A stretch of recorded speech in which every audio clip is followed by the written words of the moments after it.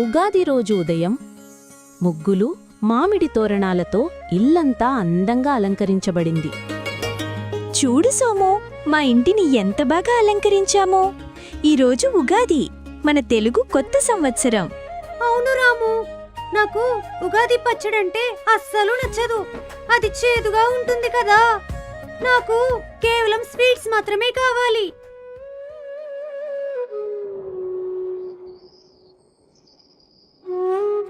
సోము, ఒక్కసారి ఈ పచ్చడిలోని రహస్యం విను.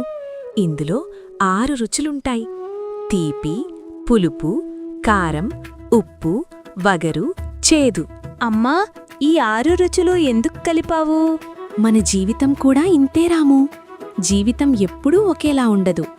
సంతోషం, బాధ, కష్టాలు, ఉత్సాహం, ఇలా అన్నీ కలిస్తేనే జీవితం పరిపూర్ణమవుతుంది. వీటిని సమానంగా స్వీకరించడమే ఉగాది యొక్క సందేశం.